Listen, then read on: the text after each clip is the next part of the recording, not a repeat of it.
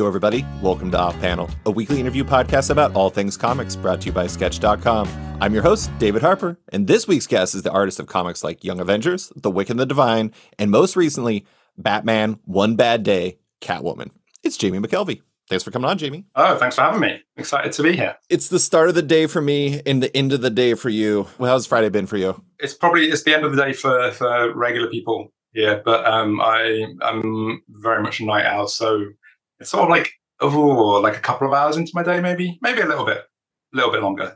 Yeah, I've been over at a friend's doing some writing, and I'm back home to do some drawing.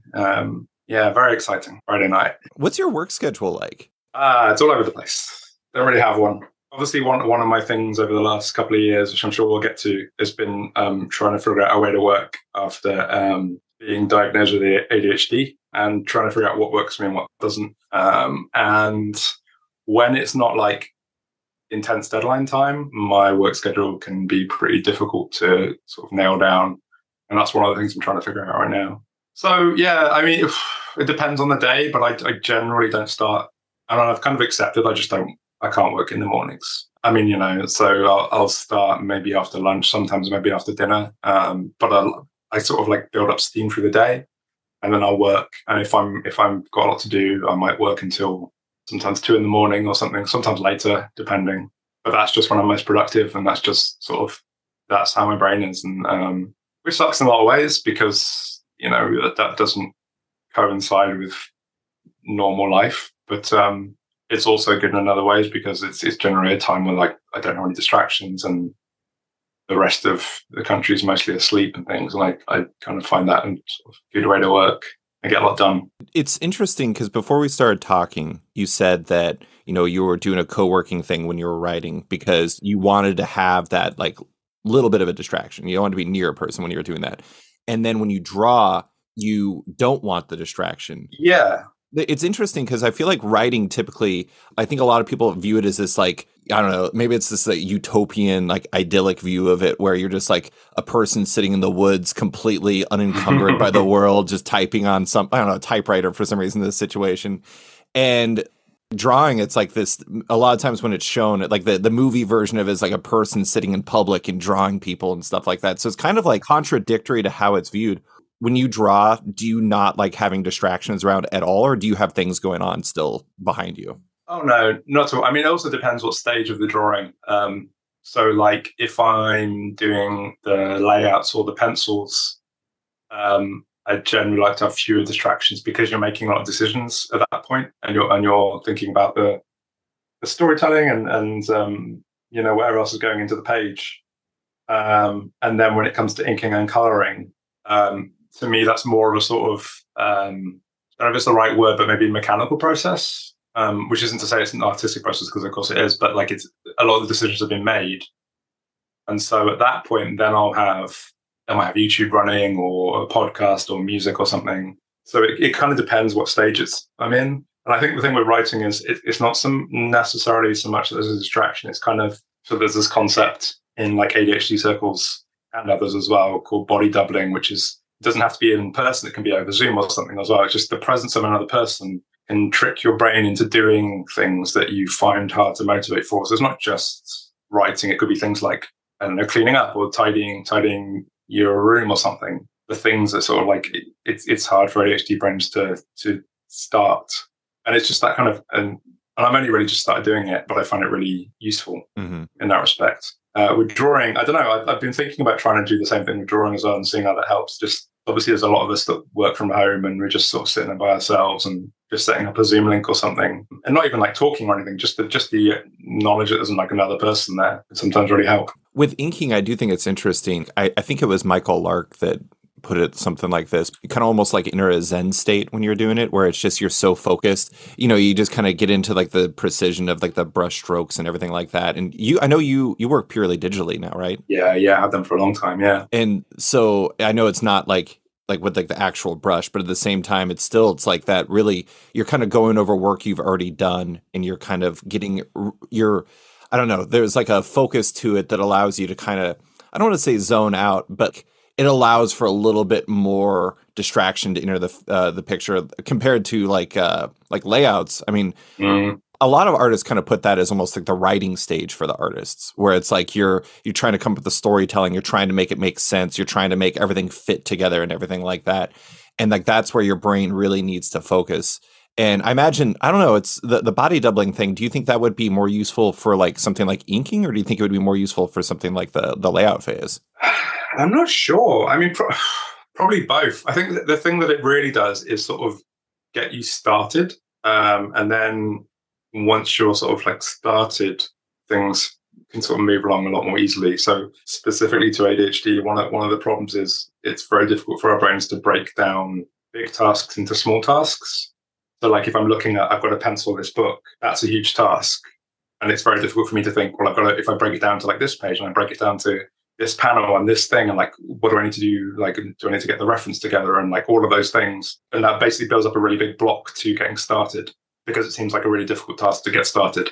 And it's just that it just seems to trick you into just starting, basically. So I don't know. It's definitely something I need to experiment with, I think, because I just, yeah, I sort of got to the age now where I can't work like I used to work, because it's not good. It's not good for me. It's not good for my health or my mental health or the people around me or anything. So I don't know is the answer, but I'm going to try and find out. Well, before we get into Catwoman at length, I wanted to actually talk about your other projects the past couple of years, which, I think it's interesting because I think that maybe in my brain before, Catwoman is obviously a larger project. It's 64 pages. It's like a kind of triple sized issue. It's really the first like extensive project you've done since Wicked and Divine, or public project. Yeah. But the interesting thing is I was flipping through your Instagram the past few years just to remind myself of what you'd been doing. And I was kind of astonished by how many things that like you'd done a lot of little things. There was like not little things. That's understating it, but you wrote and drew a story for Captain Marvel number 30, starring Kamala Khan and Carol Danvers. You worked on a Wonder Woman black and gold story, a Batman black and white story. You wrote a Captain Carter miniseries. You designed some characters, did a lot of variants, gig posters, lots of stuff like that.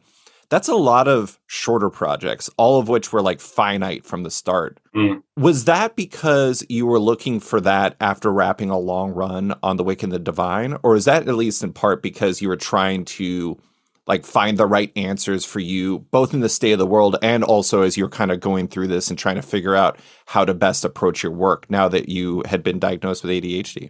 A little of both, I think. Certainly, like, I couldn't do another long project. I mean, it's really hard to answer in terms of like, I don't know how different it would be if there hadn't been a pandemic. Right. Because I was definitely super burned out after Wicked and Divine and like really was struggling to work, and didn't understand at the time why, beyond the obvious of the fact that it was like, a 5-year project of like really intense work. But it was a bit more than that. And then because the pandemic sort of took away any support structures or anything that I built up that sort of got me to realizing what was going on with me, that changed a lot. So I don't, but definitely it was definitely a conscious decision, like I can't do another big project. And I don't think I'll ever do another project as big as that. Certainly not drawing it anyway. And then part of it was just like taking on projects that I thought I could do and like trying to ease myself back in. And some of them it was a real struggle, even if it was just like 8 pages or something. But yeah, a lot of it was just trying to like figure out ways to work.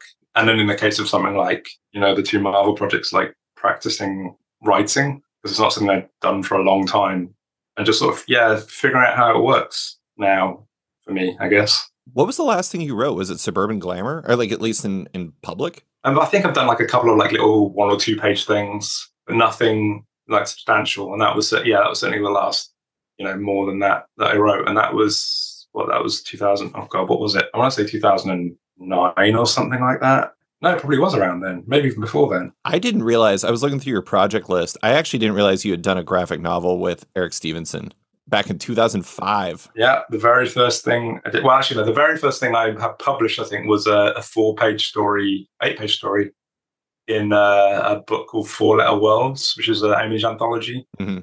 But that was, Long Hot Summer was my first like proper big thing. Yeah, that was even further ago. Yeah, 2007 Suburban Glamour first came out. So very long time ago. I actually just had Clayton Coles on the podcast, and he talked about how he loved working on The Wicked and Divine. But one of the things that he thought was a challenge, not really a challenge, but by the end, he was basically kind of continuously executing decisions he had made long ago because it was Yeah. such a long book. And he liked it, but at the end, it was from a creative standpoint, like I said, executing visions that he had done before. And I do think that's one of the things that's really a challenge that people don't think about when they talk about those long runs. Now, obviously in 2023, The Wicked and the Divine would be like one of like the 5 longest running comics if it was running now, because there's like barely anything that's more than 10 issues. But at the same time, like when you're like 40 issues deep or whatever, by that point, it's not even quite burnout. It's just like, might sound like I'm demeaning it, but, and I'm certainly not saying you were doing this with the work, but it's like you kind of are, I want to say going through the motions, but that is wrong. No, I understand what you're saying. Yeah. Yeah. I mean, like, did you feel that by the end too? Oh yeah, very much so. Very much so. Because like, you know, as an artist, you always want to improve and you always want to try new things and you always want to get better. I don't really think there's much point in being an artist if you're just happy with your work and you're not going to try and push it. But when you're doing a long running book, you are trapped within the confines of what you set up early on. You know, and there will be things like, so when we returned to the opening from issue 1, I forget how many issues it was in when we came back to that, but Kieran's plan was like, oh, we will just reuse the pages from issue 1, and then another 20 pages of comic on top of that. And I was like, no, I can't do that. I'm going to have to redraw those pages. You know, and with digital, it's handy like this. Obviously, there's some things that I could keep that I was okay with, but like especially the characters, they were all redrawn because, you know, I'd improved as an artist over those years, and to have the original stuff side by side with the new pages wouldn't have worked. Mm-hmm. Yeah, but you are trapped in those sort of like decisions, and you're trapped in a lot of the choices you make with the storytelling and with the character designs and with all of these things. And so after 5 years, it can be a bit frustrating. Yeah, for sure. So yeah, I totally get where he's coming from. I agree with him. I know a big part of this is story, but was that part of the reason why with like Wicked and Divine that there was like I'm trying to remember there was the issue where it was like the repeated images of, God, I'm terrible. I'm actually forgetting the name of the characters, like the person being killed, and it was just repetition. And then there was the black panels. Persephone. Yeah, is part of that like part of like the some of the formalistic stuff? I know a lot of that's Kieran because he likes to do that, but is some of that also trying to find something to like give you challenges so you can keep yourself like locked in? Yeah, I would think so. Yeah, I mean, yes, you're right. A lot of it is Kieran. A lot of that stuff, most of that stuff came from the script, but also, yes, you're always trying to do within the confines of it, trying to make it interesting for yourself. And even if it was things like not even on a formalistic level, just, trying out new ways of doing textures or different ways of drawing, I don't know, anything really, just to try and keep yourself, I don't want to say interested because I was interested in doing it, but it's definitely to keep it more interesting, I suppose. There was this line that you said on Twitter about another artist brought up your tones and saying like how great your tones were. And you said, and I quote, "My process is so fluid these days. This is for Catwoman. My process is so fluid these days. These aren't really inks, more halfway to the coloring step, which is the only way to keep myself engaged, but isn't great for my editors and co-creators as things are half finished until they're suddenly done." So the keep yourself engaged part, is a lot of that you trying to push yourself in your art and trying to fight back against boredom and repetition to some degree? Yeah, partly. It's a whole mess of things, as with everything in my life. Like, part of it is definitely keeping myself interested. So like if everything was set at the pencils level, then I'd probably be a bit bored with the inks and stuff. I'm always working towards the final image in my head, and it never actually is what I see, and that's never actually what ends up on the page, but I'm always working towards that. And so it's always like a jumble of things that are coming together, working towards it, sort of the end result. And I never really, it's frustrating for me as well at times because I'm never sure it's actually going to work until the end. There's a long period of everything looking like shit until suddenly it works. But I kind of, I hop around a lot, especially as well. So like I might finish one panel, but like I've barely penciled another panel on the same page or something. And it is a lot of it's just trying to keep myself interested and hopping around to do the things that do that. But yeah, like it's very frustrating, I'm sure, for editors and everything who are used to a more, not regimented, but like traditional process. And so worrying about when the final page is going to come in or something. How close does like editorial, I mean, like when you're working on those pages, are they kept abreast as to like where you are at in the process? Like, are they seeing pages like when you finish quote unquote inking a page on that? Do you send those to them because you're coloring them too, or do you just send them the finals? No, I send them the inks, which are kind of, so my inks these days are, it's got all of the shadow work and everything in it. So any shadows and stuff you see in the color and the highlights and things, that's all in a kind of like a black and white version first, because I'm working for like towards the whole image. There's not like a separate inks, because I'm thinking about like the inks and the shadows and the highlights, they all come together to one image.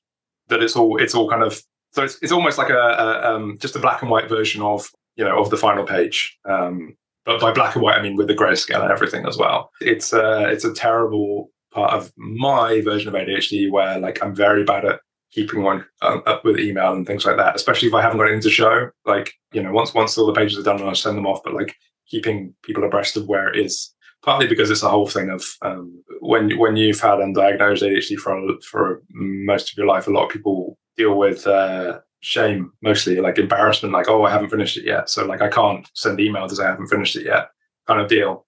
Even though like I have honestly like the nicest editors working on Catwoman, they're genuinely the nicest people and like the most understanding people, and even though I know the response will be fine, it's still really hard for my brain to like overcome that step. So yeah, so they see the grayscale version, and then I think I finished all of the book. Yeah, I did all of the book in like the grayscale before I did the colors, or the final colors, I should say. So I was like experimenting with the colors as I was going along, because this is my first long book where I'd done the colors myself, and I was trying some new techniques, because my coloring process before that was very, very slow, and I had 64 pages to color. I was like, I can't color at that speed or it won't come out. So as I was going along, I was trying out things and setting tones. I was getting there with them. And then once all the grayscale stuff was over, I could like fully focus on it.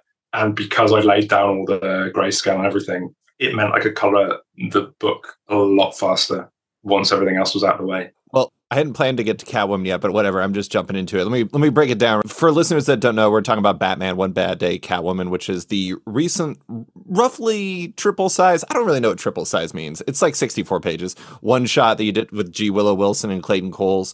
As I said earlier, it was your most expansive project since The Wicked and Divine, and you colored yourself and were doing new things.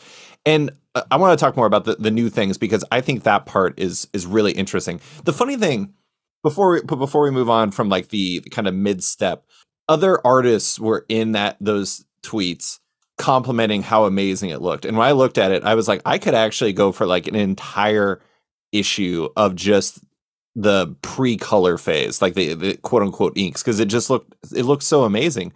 But to you, I mean, like in this new process you were using there, is the reason why, like in that quote I said, it was like, these aren't really inks, more halfway to the coloring step.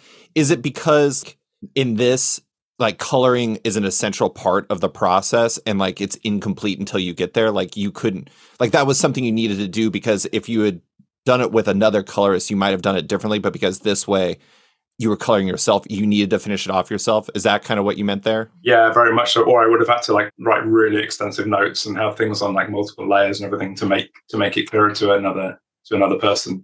Yeah, like I say, even when the inks in air quotes went out publicly, like that's not what I'm seeing in my head, so I know what the final version is. So yeah, I don't know, because obviously, I mean, originally I requested Matt for this, but he was too busy, unfortunately. So then it was like, well, can I do it then? So it's, if I return to working with him again, I'm not sure what I would do differently. I'd have to think about it. Yeah, but it was definitely very much like like part of the coloring process. It's all sort of like one thing. It's a weird thing, I think, because comic book inking, in a lot of ways, I don't want to say this in a way that sounds derogatory, because it's not. I just find it really interesting. But like a lot of the comic book inking techniques evolved because you couldn't do things in color. So things like cross hatching and stippling, all of these things existed as a way to define forms and textures and things when you couldn't do that in color because the printing processes went up to it. And now color totally is. And we're in an interesting point where like you will get inks that have those processes that are from a previous production method with coloring that takes advantage of how things are printed now. And I'm kind of like, I guess because I'm doing it myself, I can sort of, I know where the shadows are going to lie, and I know where the textures are going to be, etc. while I'm inking it. So I know that I can leave that to the color, which is, I suppose, the advantage of coloring it myself. Otherwise, I'd have to, like I said, I'd have to like write a lot of notes and everything. Yeah. Along with the pages. And now, a quick word from our sponsor. The comics crowdfunding platform Zoop is rolling through 2023 with even more projects from incredible creators. This February, support campaigns such as 9 Lives from New York Times bestselling writer Steve Horton, the new Scarlet Twilight from Ben Morse, Gilgamesh Eternal from Cam Kirkhow, Volume 3 of the super successful Sex, Spies, and Rock and Roll series, and The Magic Necklace from indie comics superstar editor Claire Napier. There are even more live campaigns and more surprises to be added throughout the month, so check out zoop.gg for more. It takes less than 30 seconds to sign up, and the checkout is easy and intuitive. Add multiple rewards and add-ons to your cart, provide some info during the checkout, and you're done. No confusing additional steps in finalizing your pledge, and no post-campaign surveys. Looking to crowdfund your project? Email Zoop at hello@wearezoop.com to start a campaign and learn more at blog.zoop.gg. And now, back to the show. I've talked to, Esad Ribic is somebody who's used to painting himself, and like talking to him about it, like whenever he would work with a colorist, including Matt, probably including Matt. I actually haven't talked to him about any projects he worked with Matt on, but when he would do that, he would have to put all kinds of notes in about like, this is how I want this light source to work. This is how I want this.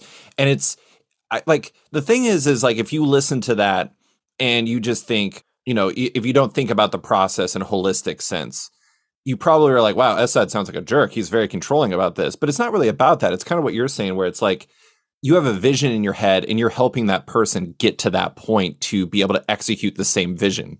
Is that what you're saying? Yeah, very much so. Yeah. And obviously with someone like Matt, he will take that and then transcends what you've seen in your head because he's so good at it. Yeah. But yeah, very much so. It's kind of, yes, is the short answer. Yes. to that. Very much so. Yeah. So, yeah, because it's a strange process. Obviously, like part of it is with especially with superhero comics, you've got to turn these things out quickly. So you do have to split up the parts of the job a lot of the time, which in any other sort of field of art would probably be a little bit odd. Mm-hmm. Because like if someone's a painter or something, they don't like hand it over for someone else to do the color on it. And it's the same, but at the same time, if you're just working on the inks, you're still, what you want the final product to look like. It is a fascinating thing, a wrinkle specifically to like, not specifically to the comics medium. Obviously with like movies and stuff, you can't, you can't do anything entirely yourself unless you're like a maniac and you have a lot of time and money. But just like imagine writing, it'd be like if somebody wrote all of the narration and then somebody else wrote like the dialogue and everything like that, that you splitting up the process, it would be complete nonsense. And it's not like, I don't know, I don't think anybody goes to art school. Maybe they do. You go to art school, you learn how to compose an entire piece. You don't go in like learning how to compose specific elements. But I did want to talk about the process and why you kind of changed. Obviously, we talked about the coloring, but it isn't just that. The textures and the tones in your work seem different than the way you did things in the past. And there was even, I'm a total amateur about this stuff, but it kind of looked like Zipatone like textures in there. Yeah. Which was really interesting. First off, like outside of coloring yourself, like how different was your approach on Catwoman than say Wicked and Divine? And second off, why did you decide to go that route? Was it just the coloring? The fact you were coloring yourself? Partly just trying to find interesting ways of doing things. Partly to keep myself interested, and partly to have a good looking page at the end of it, I think. So yeah, specifically with Catwoman herself, like the costume, I used Zipatone. What I really did was I used like an airbrush tool to put in the highlights and the reflections and things like that. And then there's a handy thing in Clip Studio where you can convert a layer to zip tone, and you can dictate like how many dots per inch it is. So I play around with like if you're closer up to her, you can tend to be like larger dots, a bit basically smaller as you get further away.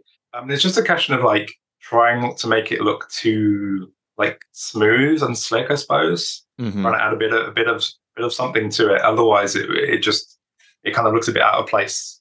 And so I was playing around with that kind of thing, and And I'd done so. I'm not sure if I would have done it like if I hadn't done both the black and white stories, the Batman and the Wonder Woman one. And that was just kind of I played around with zip tone then, which I hadn't done before really. And I think my results with that meant that I took that forward to this. And the other part of it as well is just speed. If I was trying to paint it in more sort of, I don't know, it would have taken a lot more work basically. Yeah. And this seemed like a way of achieving it that was kind of like effective, but also faster. Because the cover doesn't have that thing. The cover is much more sort of traditionally like digitally painted in that respect. And that took a long time. And I was like, I can't do that for the whole book. Yeah, understandably. Yeah. Did you have, I mean, this book was announced, God, I don't even remember, like all the One Bad Day books were announced like the same day. And it was like, these are all coming over X period of time. So it seems like you at least had decent runway to like work on this project. Did you have some time to kind of like nuance this and figure it out as you were going along? Yeah, a bit. Yeah. I mean, like I did have what should have been a decent amount of time, but this is a sort of, discovering how my brain works now kind of thing again. That so it's 3 issues of work, but one deadline at the end of 3 issues is not the same as 3 separate deadlines for how my brain works. So the run up was kind of slow at the beginning and I sped up as I went along. So you know, while I had a decent amount of time on it, towards the end it was a sort of like making quick decisions. But yeah, there was definitely a period at the beginning where I did have or gave myself time, I guess, to think about those things. And there's stuff like the flashback when we flash back to her and her sister and her mum. I worked out as like the late 90s, which is why mum is dressed like she's in Reality Bites or something. Yeah. And using like slightly different techniques for there, and using a bit more. And using some zip tone in that as well, and a kind of like more. I didn't want to go like full Vertigo brown, but there's definitely a tint of that to it to sort of reflect the era. And making those sort of decisions, I had the time to do that, which was really good. I like how the pawn shop guy looks like he's a character from Sex Criminals. I feel like Chip saw that and was like, "I want my money. Where's my money?" I didn't even think about that. It's probably a subconscious influence, but yeah, you're right. Oh, geez. I did want to ask about why you took on this project, because it was your first big project. It's a big undertaking. What made you want to take on this project? Was it Willow? Was it Catwoman? Was it a bit of both? What made this so appealing? That was 100% Willow, yeah. So obviously I designed Ms. Marvel years ago, a decade ago now, which is horrifying. But that's really the only time I'd worked with her, and I'd always wanted to work with her properly. You know, it's a big project, but at the same time, it's not that big. It was like, it seemed like it was manageable. And, you know, having the chance to work with Willow seemed like a great opportunity. So, and as it turned out, it was, you know, it's a brilliant script and I love working with her, and it was a really easy script to work from, a lot of fun. So yeah, I really, really enjoyed it. I'm really glad I did it. I think it's funny that in my head, you two had like properly worked together because, I mean, she wrote Ms. Marvel, you did design work and covers for it. You know, you had been on the same the comics before. I mean, hell, you guys had been on like a plaque outside of Ms. Marvel's like school before on a TV show, but you never actually made a comic before. It's one of those funny things. It's like, I bet there's a lot of people in comics who are like, oh yeah, these people work together. And like, no, they never have. Yeah. It just feels like it. Yeah. It's mostly just Kieran, unfortunately. Well, so how did you and Willow work together? Was she pretty open to you finding the right answers on the page? Like a good example for that is like the continuous image of Selena taking out security guards on a roof. That, I mean, I don't even know how you would script that. It would probably be a lot more abbreviated than it actually was for you to draw. But like, were the scripts like loose enough for you to be able to play around on the page and find the right answers? Yeah, definitely. I mean, like it's one of those things where it was similar to working with Kieran, was like she generally had an option in the script, but was very happy for me to do something else if I could achieve the same effect or the same, you know, get across the point she was trying to make.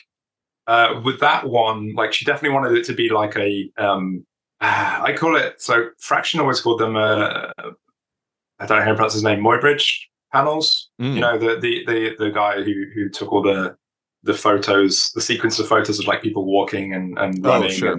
And so he's always called these Muybridge panels on my bridge pages, but I don't think there's an actual term for them beyond that. People call them the DeLuca effect, and I don't know if that, I mean, I think there's been I've never heard that before. Yeah, there's been some where it's like, you know, it's like the person, there's an image that continues through it. Like Bruno Redondo does it a lot, and he does it really well. And I don't know if there's an official term. I feel like there's a sequence of things like what Matt came up with where it's like everyone's got their like own version for it. I'm just like, it's that cool continuous image thing. Yeah. In that particular page, it was, you know, the script was, she comes up onto the roof and takes out these two guys. And like she mentioned the moments that she wanted in there. And then it was up to me to kind of like choreograph a page out of that and figure out the path that she takes. And, in a way that works both for the action, but also fills a double page spread, you know? Mm-hmm. It couldn't just be just like a single path across the page, because it would have been a lot of wasted space in that respect. So that, and then trying to figure out the right angle and everything for it. And it's always a fun challenge, that kind of thing. So it's kind of like, yeah, she doesn't write in a way that expects you to figure out problems that hasn't solved herself. Mm-hmm. In the same way that Kieran writes. So it's, you know, it's really, it doesn't say he does that as well. I'm not saying he sets you on buzz.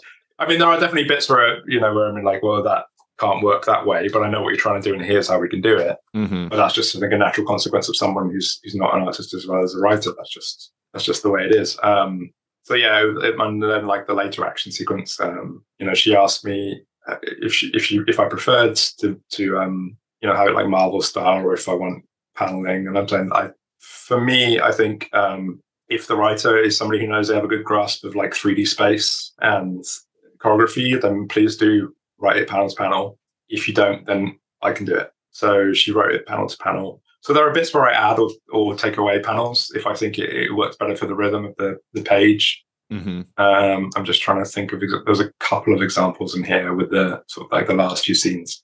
I don't know how much I guess it's been out long enough that I can spoil things in that respect. It's kind of a funny story from a quote unquote spoiler element, because it's, I don't know. I mean, like a lot of these stories are like the continuity of it all. I'm doing air quotes. I hope my voice insinuated that for podcast listeners, but like that part of it, it's like kind of nebulous. And I don't know. I'm not that I represent every listener, but I'm like, I don't know. Spoilers on this, like anything you're going to spoil is just going to be fairly meager, I think. Yeah. But I'm also trying to remember what was happening in the sort of like last few days and days of days and DAs Eddie of getting it finished. But yeah, there's for example little bits where towards the ends where the forger's got her for her wrists and her hands and she can't get free. Mm-hmm. And I think the script called for the forger to punch her in the face. And I felt like if she's already holding her hands, then it's more dramatic and shocking, I think, if she headbutts her. This old lady headbutting her. Yes. It's just sort of, it's not something you would at all expect to see. So that, like, for example, that was me saying, what if I do this instead? And obviously, you know, I run it by them and they see the pencils and everything. And I wouldn't just like hand in a finished page without checking that it's okay with people. I like that solution. Yeah. I think it worked out really well. So there's little things like that. And then there's like adding or a panel with like a small reflective panel or something. Sometimes, I think I did a couple of times in this, but not many, where I broke a couple of panels down into like multiple things, but not very often. Willow was the main draw. But the funny thing is when this book was first announced, I kind of circled it in my head because, I mean, not saying that you couldn't do it, but it's like if you were on like a Solomon Grundy book, I'd be like, okay, yeah, I would still read it because I love your art, but at the same time, it wouldn't necessarily fit. Like Selena Kyle just sort of fits you. I don't even really know why. I think maybe it's because she's fashionable, and like I think it's like when everyone saw like the page of her sitting on the chair in like her like kind of sweatsuit, people are like, oh yeah, this is like right up Jamie's alley. Was Selena an appealing character to you before taking on the project, beyond the fact that this just allowed you to use your cat as an in-house model for a project? It was very handy, I imagine. Yeah. I mean, very much like I was always like I grew up as a Marvel kid. I say that I didn't really read comics sort of between ages of sort of like 12 until I got back into them as a sort of in my early 20s. But I was much more aware of the Marvel stuff. And I think maybe as much as the cartoons. Like I definitely was reading X-Men, like the early Jim Lee stuff. Yeah. Before I fell off. But yeah, I was never really into the DC stuff, but like I got into a bit more as I was older, but it was mostly following creators rather than characters, which is how I've always followed things these days. So like I'm quite late to the DC party, I guess, in that respect. But obviously Catwoman is such a, she's a character that's in a lot of pop culture. She's not just within the, I know she's great. And then I started reading the comics, and yeah, she's brilliant. I just really enjoyed. She's someone who like I really enjoy the fashion stuff, but also like her personality and like getting across the emotion side of her and everything. You approach that in a very different way to say how you'd approach drawing Bruce Wayne going through similar things. Oh yeah. So that was really appealing to me as well. I do have to say you had an all-time great Batman face in this book where... Thank you. What was the line? I wrote it down. He said, "Then I'll see you tonight." And he's just got this kind of like knowing smile. And it's just, it's so perfect. There's actually two things I specifically wrote down about how I wanted to mention to you. That one. And then there's this one panel of Selina bouncing along as she's trying to put on her costume and she's bouncing on her heel. And it's just like this really nice moment. It's kind of interesting. There's like this like lovely energy to those two beats and kind of the whole book overall. I'm sure in the moment it didn't feel like it, but it kind of felt like you were having fun quite often when you're like bringing these beats to life, because there's just like this knowing joy to it. Definitely, especially with the one with her bouncing along. It was her like struggling to put her costume back on when she realized what's happening. But like, that wasn't in the script. That was just, I thought that would be really fun, that panel. And yeah, it's a lot of it is just having fun with it for sure. A lot of it is that, and there is that sort of aspect of the character as well. Like even when she's having a terrible day, there is that playfulness to it, which is really fun to play with. Sorry for the pun, but it's true. Like, she's an interesting character too, because like you look at her depiction. Like I grew up in the 90s, and like her depiction then is considerably different than it is now. Obviously, the 90s were a different time. But one thing I liked about your version of Selina is she's more like muscular and athletic, sort of gymnast sort of way, which makes sense because, I mean, she does a lot of stuff that you wouldn't be able to do if you, say, look like me. What went into that choice? Absolutely, that thinking. Yeah, very much that thinking. It was like, this is a person who is a gymnast, really, and she's jumping around roofs and she's clinging on by her claws, and like that requires a certain amount of strength and agility. And so that's how I approached it. I approached it as if she was a gymnast. And so I looked at a lot of reference for that to pull together to see how I draw her. Yeah, I always put that sort of thinking into it. It's always like, who is this person? What do they do? What's their daily life, etc. And that's kind of how I think about it. Yeah, I could totally see her just sitting around in a sweatsuit. That just, I mean, like when she's actually at home. For sure. I mean, if you're used to wearing like something that's like skin tight, I imagine like transitioning into something that's comfortable would be really nice change of pace. Yeah, and that was in the script as well. Like she was in her her dark kind of like civilian sneaking around get up with the sweatpants, and you want to look like everybody else. Yeah. I do think that, I don't know if this, you probably didn't do any like Twitter searches about this, but I did think it was funny. It seemed like there was a very enthusiastic group about how attractive your Batman and Catwoman were. Like very 10 out of 10 reviews across the board in that regard. People very much thought your Bruce Wayne and your Selina Kyle were very hot. So I don't know if that's what you're going for. Well, that was the intention. No, absolutely. Like, especially with like a few people copied me in with it, so I saw a bit of it. But especially like this is a book from her point of view. Sure. So I kind of wanted to show what she saw in him as well. So that was part of the thinking with Batman. But yeah, I mean, Batman and Catwoman are a very attractive couple. That's kind of part of the deal, I think. Goes with the territory. Yeah, exactly. Yeah. You know, it's funny that you say that, like from her point of view. I was going to tell you that like Bruce Wayne and Batman are like miles more charming in this than they have been in like any comic story I've read in a while. And I didn't really know. I mean, it just maybe it was because like the only times you see him are when he's engaging with her or when he's at like a public event. And so he's having to like wine and dine people and everything like that. But was part of that because you wanted us to see him as she sees him? Yeah, for sure. And I mean, that was in this, not like explicitly in the script necessarily, but that was definitely in Willow's script as well. This was like, it's entirely her perspective, this book. So this was like how she sees people, how she interacts with people. And obviously with him, was a big part of that. And showing, the bit like, we both know we can't stop this. We might might as well try to stop planets from orbiting the sun. If more than love, it's gravity. So, that's in the script as well. And that's kind of trying to reflect that in the pages, in the art. It was important. It's funny going from reading that again to reading the latest issue of the current Batman run from Chip and Mike Hawthorne. And I'm like, granted, like Batman is currently in an alternate universe where he's like basically getting his ass beat by like Venom powered like people. But at the same time, I was just like, man, Jamie's one is way more chipper than Mike Hawthorne's one, or Bruce Wayne. Yeah. It was Catwoman's one bad day, not Bruce Wayne's. That's true. Yeah. Her bad day was not nearly as bad as some other people in that series. Good for her for having a semi-not bad day. She at least gets to go have coffee with her sister at the end. Yeah, exactly. The last question I have about this book was actually a patron question. It was from Phil White, who, I'm going to paraphrase this question. Clayton Coles had high praise for you when he came on my podcast last. He complimented your use of negative space and how it allows for optimal lettering. Basically, he was just like, everyone should do this, what Jamie does, and he's the best at it. Oh. Is this something you naturally do, or are you actively thinking about like the letterer and colorist when you're drawing a book? Oh no, definitely deliberate. Yeah, like it's very much like one of the downsides of like working Marvel style is you don't have the dialogue in. Like you might know who's talking, but you don't know exactly what the dialogue's going to be. And it can change between the drawing script and the lettering, sure, but the basics are there. But that's the reading order is as important as anything else. And leaving the space for it for sure.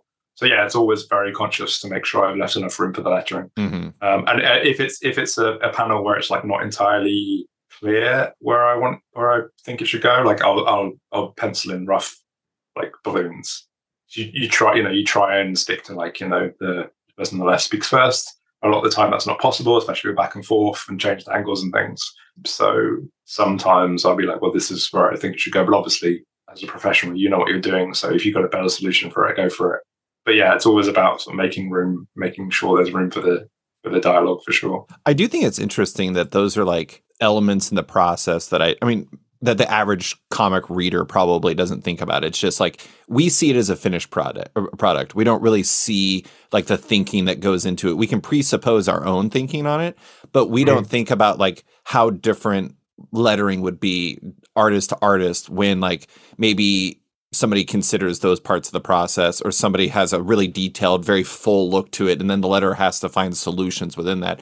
It's interesting how much, I mean, it's logical, but it's interesting how much of an impact every element has on one another in a way that I don't think like most fans really think of. Yeah. It's really, I mean, Kieran used to have this line about like the goal is to make it look like this comic was made by one person. The faux cartoonist. Yeah, like everything. So like trying to work together in that way does require a lot of thought and a lot of planning, and I think a lot of skill from the different parts of the team. You can definitely see some comics where it hasn't been successful, and sometimes you know why, and sometimes you don't know exactly what went wrong along the chain. But it's definitely, it's a lot of work.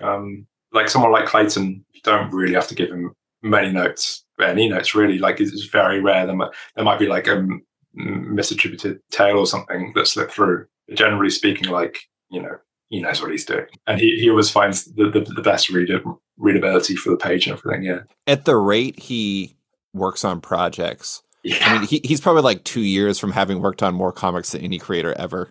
Like he does so many books. He might have already passed it, to be honest. Yeah. Yeah. I was trying to think about it. Like I was, obviously there's a lot of people in like the 60s who were like pulling double, triple, quadruple duty, but just with the number of comics coming out and the number of, when he was on the podcast, I had read 4 comics that week, and I wrote down 2 were lettered by him. And then in the middle of doing the podcast, I realized he also lettered a 3rd one from the 4. Yeah, sounds about right. It's bonkers. And now, a quick word from one of our sponsors. It's Bad Idea, and the Renegade comic book publisher is back doing their crazy antics. The latest includes putting a comic from Mark Waid and David Lapham, The First Supper, into a recent edition of Previews for Order completely randomly. Or it was the latest, until Bad Idea also snuck a new comic from Joshua Dysart and Kano, The First 7 Days, into the same edition of Previews. Don't worry if you missed it, because you probably should have, as it was hidden under the publisher named B-Side Press with fake creator names. That's how Bad Idea rolls, though, making notable comics with great creators in extraordinarily unusual ways. Keep your eye out for whatever is next with Bad Idea, if you can. And now, back to the show. I did want to go back to the writing project you took on, Captain Carter, because I do think one of the things that's always interesting for artists who go to writing. Now, granted, you'd written before, but it'd been a bit. There's always the artist brain part.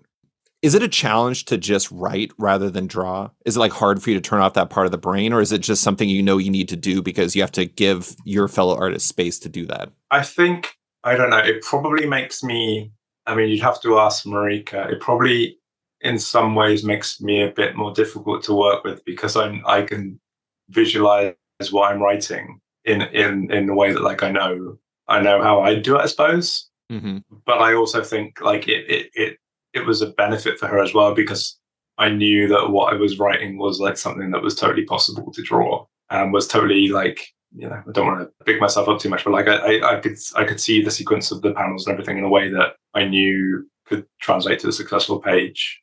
And, she did that. I think it was definitely much more of a benefit than a hindrance. Yeah, I wouldn't even call it hindrance at all. I think it was definitely an advantage from my point of view anyway, I think. Yeah.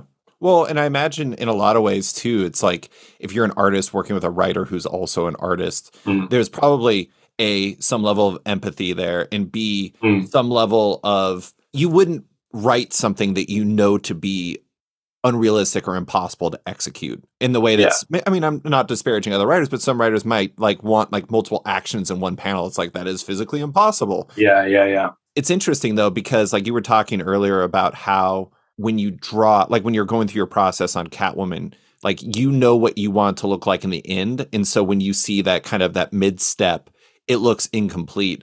I imagine, and this is just me presupposing, that when you're writing, you can also kind of visualize what it would look like too. So that might be there's that kind of expectation that you form because you are also an artist. Yeah, which is an interesting one because obviously that isn't what's going to happen because somebody else is drawing it. Yeah. But you go into it knowing that as well, I think. So you don't sort of have those expectations of it's going to look like this because this is how I draw it. But yeah, there are things it's not just about writing something that I know is impossible to draw, but it's also things I'm aware how long this thing that I'm asking you to draw would take me. So I understand that I need to write something else in another page that's a lot easier to give you time to do this. And so, when it comes to crowd scenes or whatever, thinking of ways to do that in a way that gets the point across in the story, but doesn't put a lot of extra weight on the artist, making them draw every panel in a way that also doesn't feel like you're cutting corners or anything to the reader when they're reading it. It's funny, that part is interesting because I don't think Robert Kirkman's famous for doing two things. He has those big, he gets the artist to do these big 2-panel spreads or 2-page spreads that have a big face and dialogue over here. And then another thing he does is he'll do beats where it's repeated images for comedic effect. But both of those are also designed to buy artists time to buy back the time when there's these big, maybe a character's punching through a planet or something in a crowd of other people punching through a planet. And you're wow, this is a huge pain in the ass. And it's interesting how that element, it's how many things are kind of born from not just what's right for the story, but also what's right for your collaborators. Yeah, definitely. Yeah, especially in a medium when you have to turn these pages around 20 pages a month, regardless. If this was, I don't know, in the French industry or something, you might have a year to draw 48 pages or something. And you can tell when you see some of those pages. Yeah. But at the same time, you're given that space, whereas you can't do that in American superhero comics. So there is a lot of that consideration going into it as well. Yeah. And then there'd be things if I was asking, there's one issue 3 or 4, I can't remember, but there's a page that's 11 panels. And for that, I sent along with the script, this is how I would do it. You don't have to do this, obviously, but it's possible to do this in a way that's not incredibly difficult and not too demanding. So things like that, being aware of what I was asking in those sort of aspects as well, in terms of how long it would take her to draw, but she's like really fast artist anyway, much faster than I am. She turned things around really, really nicely, really sort of like going from pencils to inks. I was sort of amazed how quickly she managed to pull it off. It was really cool. You wrote that Captain Marvel story, but this is a miniseries. This is a lengthier project. Did you find that experience to be a useful learning experience for kind of where you want to go next? Yeah, very much so. Very much so. It was interesting as well because so like the Marvel minis used to be like 6 issues, and now they've all moved to 5 pretty much. And that was interesting in sort of discovering that it's a lot more difficult to fit something into 5 issues that wouldn't go into 6 than you'd think. It's, in theory, it's only 1 issue less, but it does present a lot of challenges in a way that I found really interesting in like trying to tackle that. And I think it's mostly successful, and like it's quite a talky book as well, which is kind of interesting. Like the artist comes along and writes a book, and it's a ton of dialogue, and partly that's born out of trying to fit it all into 5 issues, but also it's just kind of the book it was and what it was talking about and what it was doing. And it was also like good experience, like working with editors on a longer piece as well, and like that back and forth was really useful. Yeah, it was really sort of, it's definitely like so I've got 2 projects that I want to do right now. One of them's a longer one. One of them's probably like 20 issues or so. The other one's probably going to be about 6 issues, I think. And it was definitely a really good practice for that, yeah. I do think it's kind of funny that both your writing projects were on characters you designed. Mm-hmm. Going back to Willow, it's kind of funny. Like you never worked on interiors for Kamala or Carol. And like, that is one of those things where you're just like, of course he has. Like, these are characters he designed. Of course he did. Nope. Yeah. No, that was first for both of them. And I was approached as like as a Captain Marvel story for the 30th issue and whatever it is in the legacy number, I forget. And then I was like, well, can I have Kamala on it as well? Because, I've never done either of them. And it seemed like a perfect opportunity for both of them, mm-hmm. To do both of them in that story. Yeah, it's very strange to be associated with those characters and then not have actually drawn any comics with them. Yeah. Well, I just have 2 more questions, and these are kind of larger topics. One of the things stems from, I don't know if you saw this, but Becky Cloonan did a very amazing Hourly Comics Day entry this year where she talked about how she really hasn't wanted to draw as much and like how it's been really hard to get back in it. Mm-hmm. And I'm not saying that's been the case for you, but I do think it's been interesting to see, you have like dialed back from the big projects. You've been kind of doing things a little bit differently. Do you feel like the past few years have changed your relationship with your art at all? Yeah, I think I was in a very similar place, and like partly it was my brain and partly my body. Like I was quite a lot of pain towards the end of Wictive, and a bit of that returned during Catwoman. So it's kind of, that's another thing to figure out. Definitely, I don't. It's one of it. Sometimes I feel like I don't necessarily enjoy drawing, but I enjoy having drawn. You like the end result, but you don't like the process. Yeah, well, no, I don't like the end result either. But but that's not true. Like a lot of time, I do actually enjoy drawing. It's just I have a sort of love-hate relationship with it, I guess, right now, and trying to figure my way back into it is what I'm currently doing. I'm not there yet, not totally, but doing Catwoman was a good sort of step towards it for sure. Yeah, no, it's a very similar. Like I really just. That first year after I didn't really draw at all. There's a couple of covers, but not much. And I've just sort of slowly been trying to get back into it. So when we talked at Emerald City Comic Con, and somehow I always end up becoming an amateur psychologist on these podcasts. I don't mean to, but when we were talking, and it was like right near the end of Wictive, like the end, mm-hmm. the end was in sight, and I just kind of got the impression that you were burned out. You were pretty tired at that point. And that was why I was a little surprised when, like, I think like a month after Wictive ended, The Killing Horizon was announced. Yeah. And, that was announced for summer 2020. That hasn't come. Mm-mm. I'm curious if, like, do you think beyond the art part, like, do you think how you view the medium and what you want to do in it has changed over that time? Like, do you feel like you have different goals now than, say, when Wictive ended and Killing Horizon was announced? Yes. But I'm not sure I can put it into words right now. Sure. It's a big question. It is a big question, yeah. Yes, definitely, yeah. And obviously, that didn't happen. It is still happening. It will still happen, but it didn't happen because of all the various obvious and not so obvious reasons at the time. Part of that was the reason I announced it. Part of it was to get me to do it. because I was a bit worried that like I would just sort of, after Wictive, I would just stop. As it turns out, I did. And I was trying to get myself to do it. And I'd started work on it. And again, it'd be very interesting to see like the alternate world where the pandemic didn't happen, to see if I did. But I'm not sure it would have been good for me to actually have it to come out when it was supposed to, because I hadn't figured myself out at that point. Not that I have now, but further along the path than I would have been. Yeah, I suppose what I'm trying to do now is find the balance between getting the work done and not like destroying myself over it. Because towards the end of Wictive, especially, it was really, really, I was totally burnt out. But I had to keep going because it was still the book wasn't over.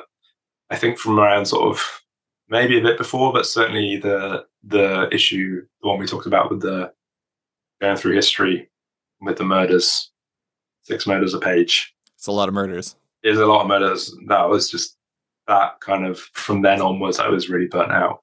It's a problem in the sense that like, if I don't work at that speed, then I don't earn the money that I need to earn, etc.